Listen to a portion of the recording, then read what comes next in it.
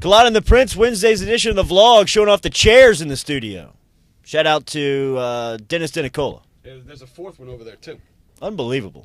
From a studio that had no chairs, we now are we have too many chairs. Yeah, that's right. Kevin Mawai was here for the Center of the Week. New intro put in today for the boss lady.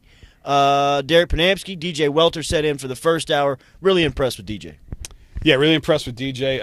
Also should be noted that right after the show ended, Gary called in. Just Hair took the call right as the show ended. So Gary did call in when DJ asked. Just a tad bit too late, though. Harrelson, didn't you try to get those digits?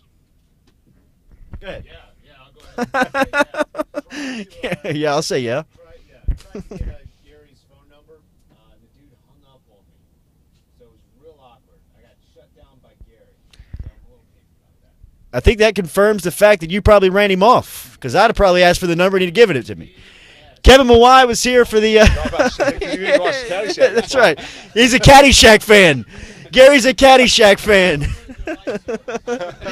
Light swords over here. Kevin Mawai, Center of the Week. All right. The Lyle Collins. Yeah, the Lyle Collins news. Not good. We've prefaced everything with the thoughts and prayers with the victim's family. There's 2 kids now. They're going to grow up without a mother. This is Collins' biggest week of his life. It is biggest week of his life. To have this come up 48 hours before the draft is just it's frustrating as a professional athlete. It's got to be a frustrating thing for him and his agents and the people around, especially his closest family. It's just it happens. This is what happens. There's leaks. There's people that call the media, hey, that kind of stuff, and that's the thing that's most frustrating for me. It's not going to deter NFL teams away from him being the #1 draft pick because he had nothing to do with it. Unless something comes out down the road. But he's done everything he can do to make himself a first-round draft pick. He just needs to avoid the noise and just enjoy the rest of this week. It's going to be one of the most memorable moments of his life.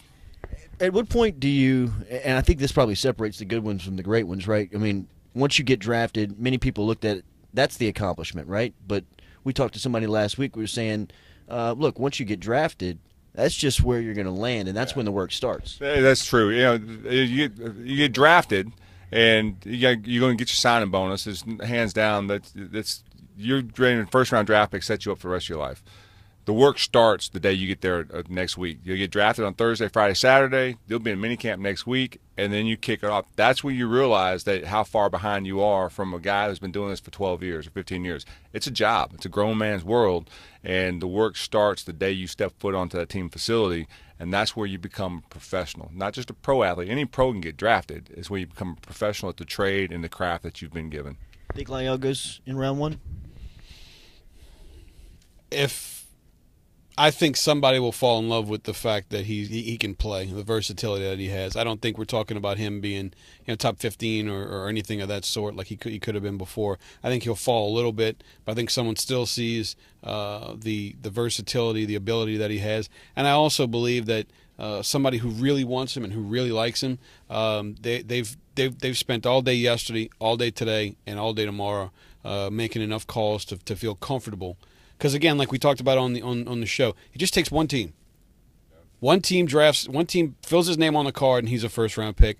I think there will be one team that will do that. You believe that? I think so. I mean, he's shown the versatility to play tackle and guard. They like his size. They like his length, his athletic ability for his size. Somebody will draft him, and all it does is take just one team to take him in the first round. And here's the deal. If you don't go in the first round, second round's played pretty well too. So it's not a bad deal. It's just a matter of numbers at that point. But as far as projection for your career, it means absolutely nothing. He'll have a great weekend. He's going to enjoy this moment, and he's going to play for a long time if he takes care of his business as far as like learning the craft. Every Wednesday, Kevin Mawai with us for the 8 o'clock hour. Join us Monday through Friday, 7 to 9 a.m.